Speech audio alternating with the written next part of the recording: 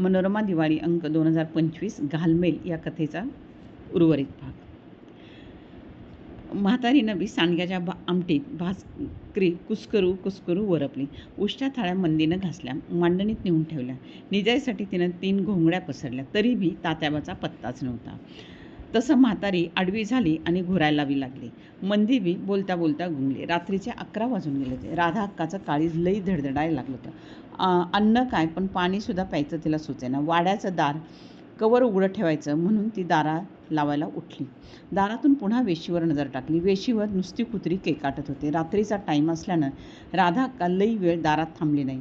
दार लावलं, आगळ सरकवली आणि पुन्हा घरात येऊन राधा अक्का चितागती बसली. मनात नाही ते विचार, शंका फेर धरायला लागला होता. मन चिंती न ते वैरी न चिंती. तिच्या जीवाला लागलेला घोर रात्रीबरोबर गडद होत चाललेला होता. आता एवढी रात झालेली, कुठं हुडकायला जावं ह्यांना. जाऊ नका म्हणलं तर ऐकलं नाही. असल्या ठिकाणी जाऊन आल्यावरती मनामध्ये परिणाम होतो. आता म्या काय करू. चुलीवर कालवण उभीला ठेवलं होतं. आता ते खाऊ आपण भाकर म्हणून ठेवलं होतं, पण चुलीतला विस्तूसुद्धा थंड झाला. त्याच्यावर राग धरली. हळूहळू विझून बी गेली. बसून बसून राधा अक्काच्या पायाला मुंग्या आल्या. पाय बधीर होऊन जायचे. मधनंच ती उठायची, हंड्यातलं पाणी प्यायची ढसाढसा आणि पुन्हा वाट बघत बसायची नवऱ्याची. कवा चुलीजवळ तर कवा बाहेर ढेळचत. रात्रीचे 12 वाजले, 1 वाजला, पण या बाबाचा काही पत्ताच नाही. इकडं म्हातारीनं झोपेचं तो ताल धरलेला.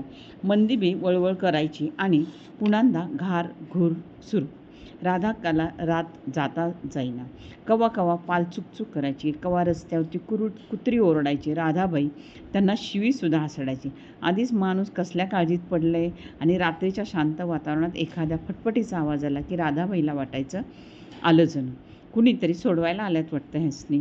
तरी तरातरा उठून दारापाशी जायची, पण फटफटी तशीच निघून पुढे जायची. राधाबाई पुन्हा हातपाया गाळून बसायची. पहाटे 3 वाजता पायतानाचा कर्र असा आवाज आला म्हणून राधा अक्का धडपडत उठली. दार उघडलं तर रात्रीच्या गस्तीचा रामोशी आला होता. काय माय, अजून जाग्या आहे होय? अरे तात्याबा नाही आले अजून वाडीवरनं. तुला दिसत नाही का? दिसलं का कुठं? नाही हो माय, मला काय दिसतील.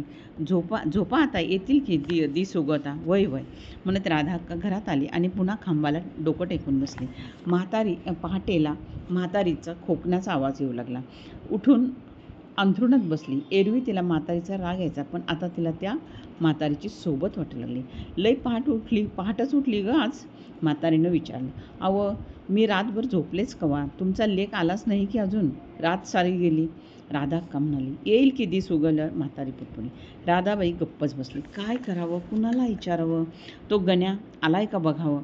तो संग असता तर घोर नसता, पण जरा दिस तरी फटफटायला हवा. पहाटेचे 5 वाजले.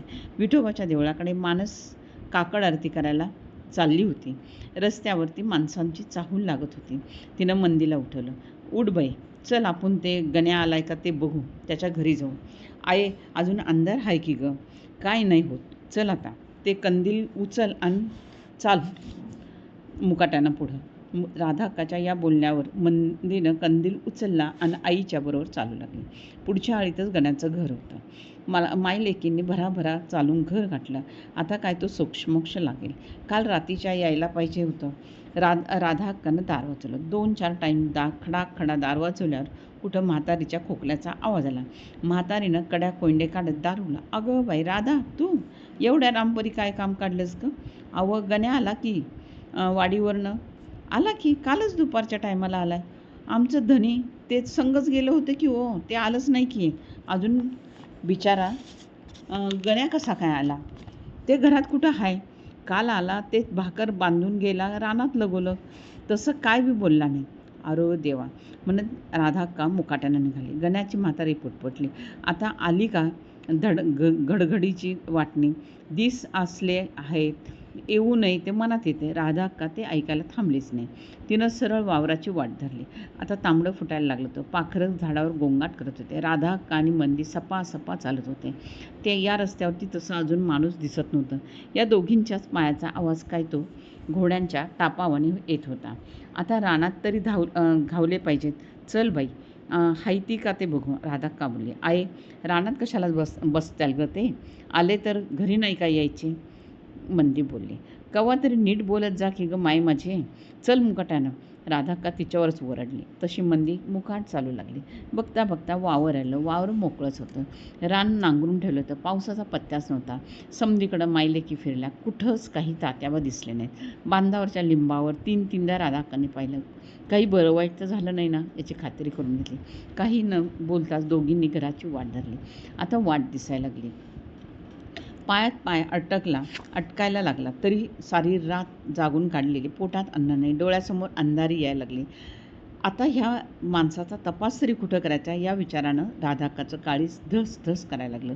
घेरे येऊन पडेल अशी अवस्था राधाक्काची झाली. तशीच दम धरून मायलेकी चालत घरी आल्या. बघितलं तर वाड्याचं दार उघडं. मंदे, दार तर वडून घेतलं होतंस ना तू? असं म्हणत राधाबाईंनी उंबऱ्यात पाऊल टाकलं तर तात्याबाच्या वाहना अंगणात सोडलेला दिसला. तात्याला समोर वसरीला येऊन बसलेलं पाहिलं. राधाबाईच्या मनात सूर्यनारायण उगवला. झटक्यात सगळा अंधार पार निवळला. कुठं म्हणायचं मायलेकीचा दौरा रामपारी? म्या कवाच्यानं येऊन बसलो इथं? तात्याबाईंनं विचारलं. दौरा कसला? अहो माझं पोट दुखत होतं म्हणून गेलो तो दोघीजणी बाहेर. तसं मंदीला येऊन राधाक्कांनी चहा करायला सांगला. बरं ते राहू दे, तुमचं पोटपुराण. पाहुणं यायचं आहेत. 10-11 वाजेपर्यंत आज येणार आहेत. कोण हो? राधाक्काने विचारलं. काल वाडीला सदामामा भेटलेला. त्याच्या गावी थोरातांचा पोरगा आहे. कंडक्टर झालाय म्हणे. माणसं मामाच्या ऐकण्यातली आहेत ती. म्हणताना मी लगोलग त्यांच्या गावी गेलो. पोरगा बघितला आणि पहाटेला इकडं चालू पडलो. आता पाहुणं येतेच. आवरा पटापटा, तात्या म्हणाले. वयजी, आता आवर तू की झटाझटा. त्याला काय लय टाईम लागतो होय? राधाक्काला तर आता 1000 हत्तींचं बळ आलं होतं. बघा, म्या म्हटलं तसंच झालं की नाही?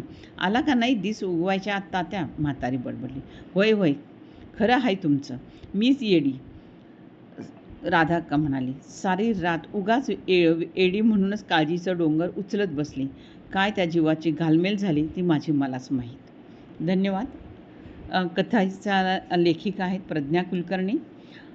आपला परिवार, मनोरमा परिवार.